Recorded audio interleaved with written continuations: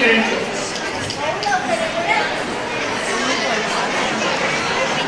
आपके आगमन से आज ये अयोध्या नगरी और अधिक पावन हो गई है और आपकी उपस्थिति से ये राज्यसभा जगमगा उठी है। वास्तव में आप जैसे साधु गुरु जहाँ उपस्थित हो वही चीज स्थान होता है।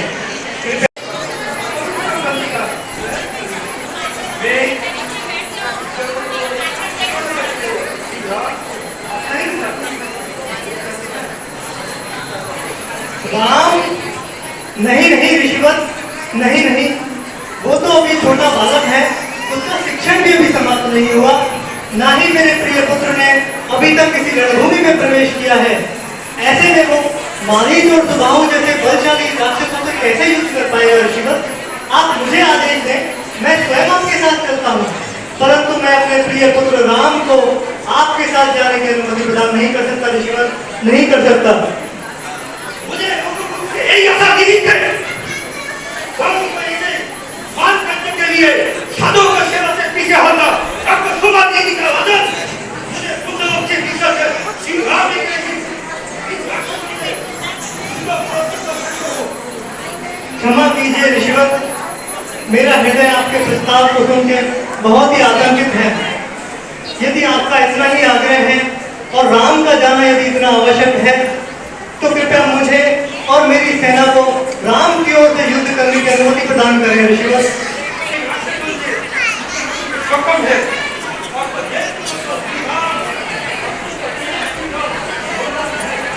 परंतु ऋषिवर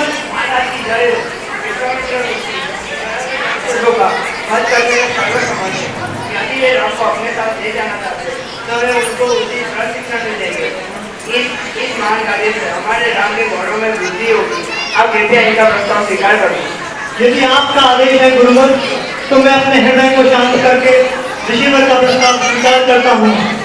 कृपया राम और लक्ष्मण को बुलवाइए।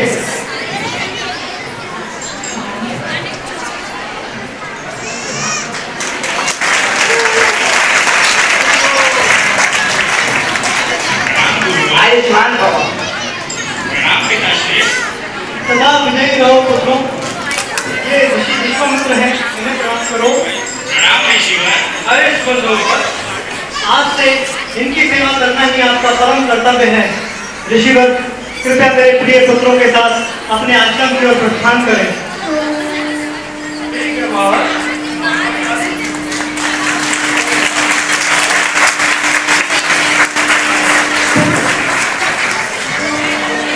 और प्रांतों से आए हुए राजा और राजकुमार, मैं आप सबका हार्दिक स्वागत करता हूँ कि आप मेरी पुत्री के विवाह में आयोजित इस प्रतियोगिता में यहाँ पधारे हैं।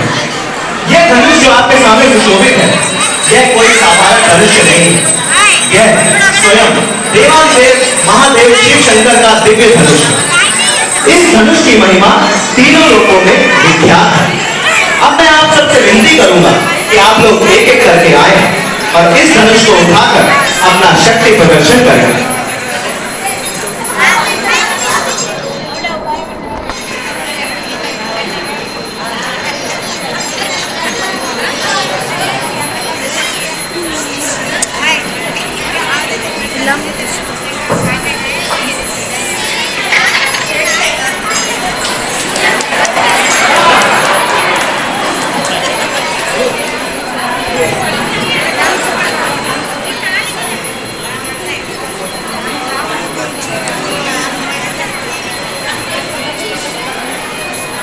महाराज, यह कैसा धनुष है? मुझे तो लगता है 1000 हाथियों के बल के समान है। हे राजा, आप शांत हो जाइए, आप प्रयास करें।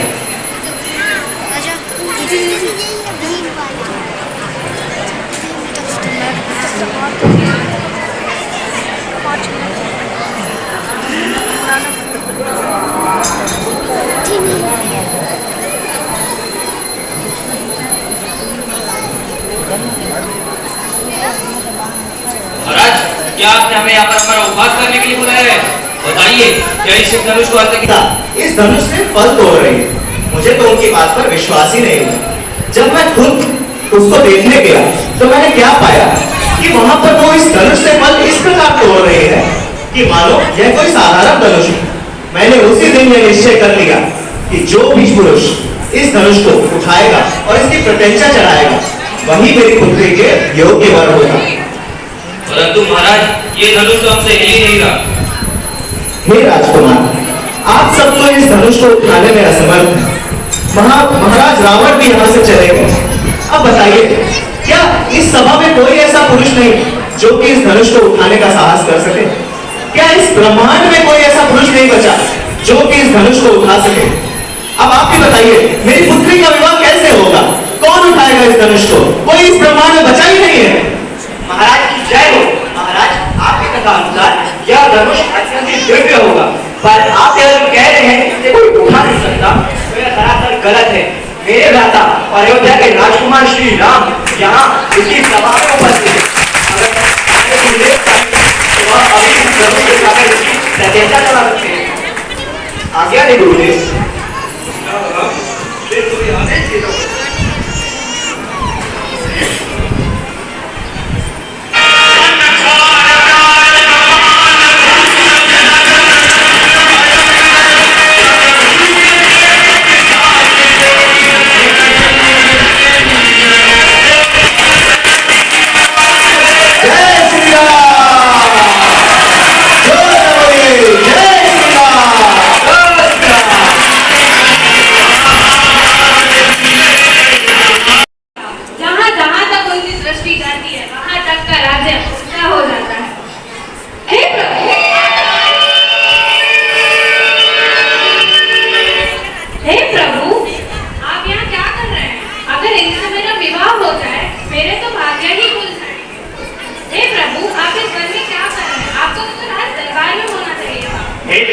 आप कौन हैं और यहाँ क्या कर रहे हैं? मैं कौन हूँ और कहाँ से हूँ, इससे क्या मतलब? बस हमारा विवाह हो जाए, आपका घर मेरा घर। ये आप कैसी बात कर रही हैं?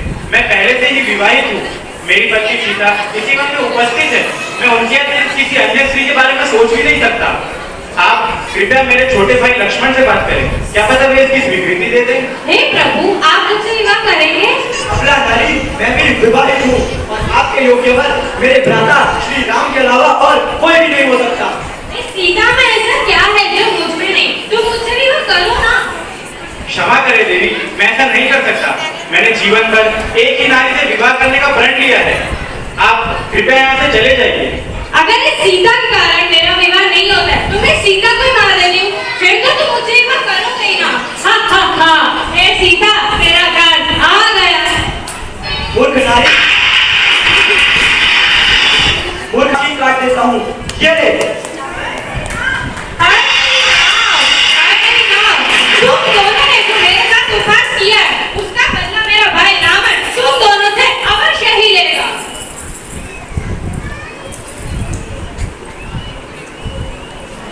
हरे कृष्ण। महाराज, जब से हनुमान लंका में आग लगाकर गए हैं तब से सारे निशाचर अवसाद में हैं और अभी तो ये समाचार आया ही है कि राम अपनी सेना समेत समुद्र पार कर आए हैं। तो सोचिए, उनकी सेना का एक वानर इतना शक्तिशाली था कि उसने पूरी सोने की लंका को तहस तहस कर दिया। तो सोचिए, जब पूरी सेना यहाँ पर आएगी तो हमारा क्या हाल होगा।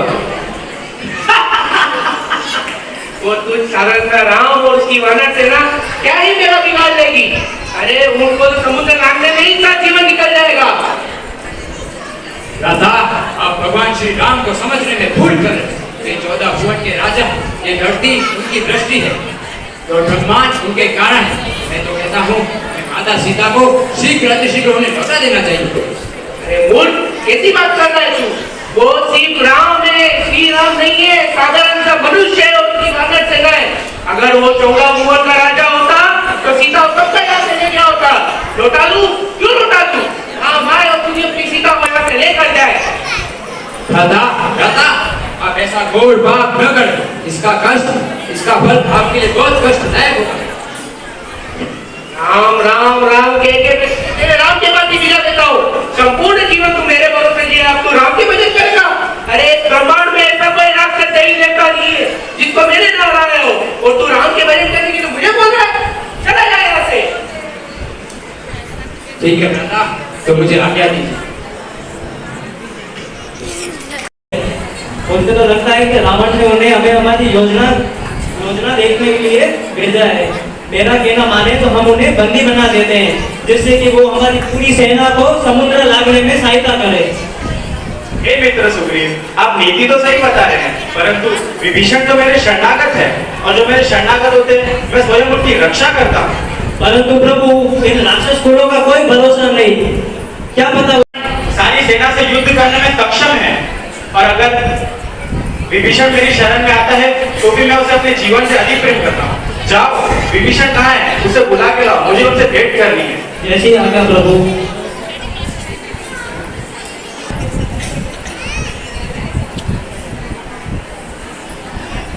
भक्तवत्सल सियावर रामचंद्र की, सियावर रामचंद्र की, सियावर रामचंद्र की।